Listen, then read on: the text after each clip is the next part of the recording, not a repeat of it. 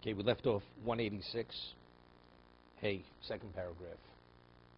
We're speaking, you're able to distill and to extract from nature to see God's wisdom.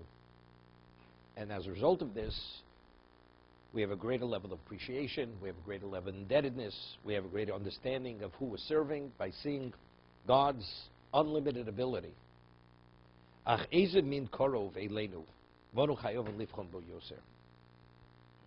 He says, which kinds of marks of wisdom is most accessible to us?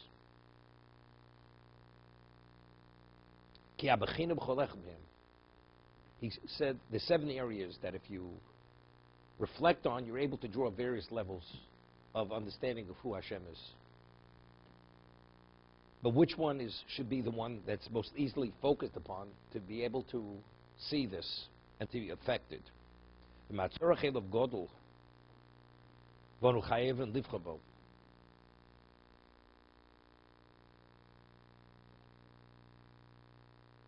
So he says what's more accessible and what's more obvious. He says what's most available to us and what's more obvious is the sign of wisdom, God's wisdom within the human species, the human being. A human being is classified as what? A mini world, a microcosm of all existence, what a human being is. And he says, that is the cause or the purpose of all existence. What does existence exist if you believe in God? It's to accommodate the needs of the person. Whatever the person needs, you're able to draw from this world. It's interesting. Whether it's food, whether it's clothing, whether it's building materials. There's nothing that the human being needs that you can somehow locate in existence to accommodate his need.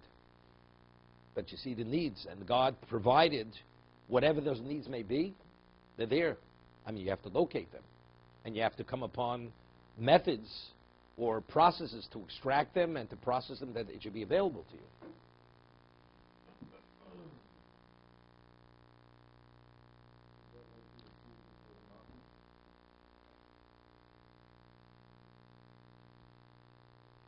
Why was Adam created as the last being of existence? What does that tell you? That tells them exactly what you're saying. That tells you the world was created for man. That's why God, everything was in place, then he brings the human being. That's I once mentioned Rabbi Bahya in one of his introductions to parshas. Man draws up plans with an architect that has the building built. You know, you purchase the site and so on and so forth. When do you bring the person who's going to live in that dwelling? Before it's built? Before it's furnished? When everything's in place, then you bring the person to live in the house. So that Hashem created Adam at the very end, after everything was in place, that tells you that everything in existence is to what? To accommodate his needs and his wishes. That's what the world is all about.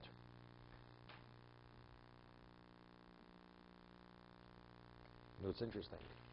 You know, the savages in Africa. You know, they were naked, they were cannibals, they were whatever they were at one time. Right?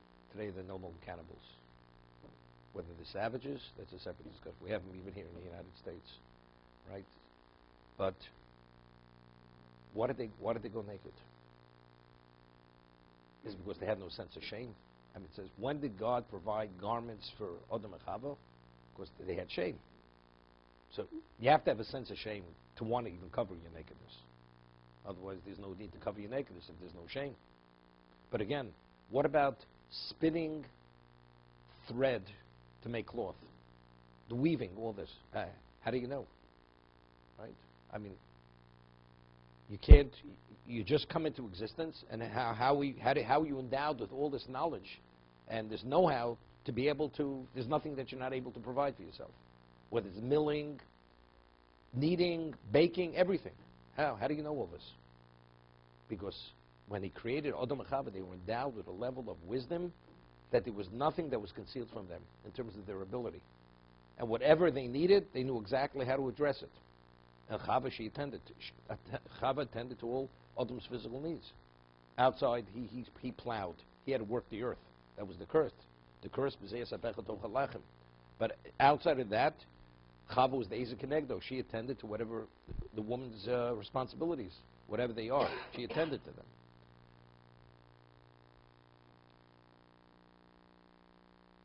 You see, what modernization did to us. Years ago, when you traveled up to the Catskills, years ago, if you wanted to buy a container of milk, they sold them in a quart cardboard container. You'd put a quarter in the milk machine, and a container of milk would come down this chute years ago in the Catskills. So you used to say to a child, where does milk come from? It comes from the machine. That's where it comes from. You put a quarter in, it comes down. Did a city child ever see a cow? In those days, you didn't travel that much, right? And people, they couldn't afford all these books, children's books. Today, you have to have a room just for children's books in houses. That's part of the architectural plan. Years ago, you're lucky if you were able to clothe your child if you could afford that. You didn't have money. At best, you took books out of the library. There's no such thing as people purchased books. People didn't have the means to purchase books. Okay? So did anybody even know what a cow was? They knew what a cow was. But milk, children, they weren't exposed to many things. So today, in one time when you saw nature, how often do you see nature? To be impressed with nature, to see what Hashem provided for the human being. Today, today you Google it, you go into your computer, deliver it at your doorstep every day. You don't even have to walk out of your apartment. From the time you're born till you die, you can remain in your apartment. Just know how to Google it. Everything is brought to your front doorstep. Okay, so what does a person know about God or about the world to be impressed with anything? Right? To be continued.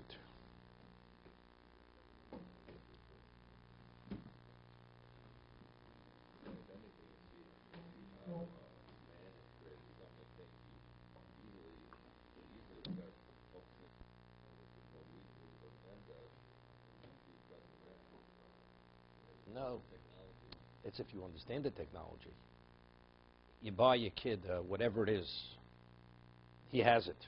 What he understands the technology. Does anybody understand the technology?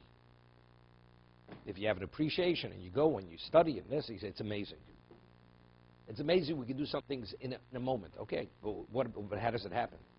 You don't even think about how it happens.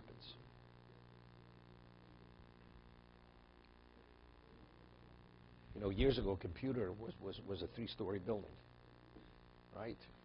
That's what it was. Today, they reduced it to, look, you hold it in your hand. So it's amazing. That's amazing. But you had to appreciate why you needed the 3-story building initially, and why now it's sufficient to have this tiny little thing. It would be the equivalent of, or even beyond that, surpass that. Who's amazed?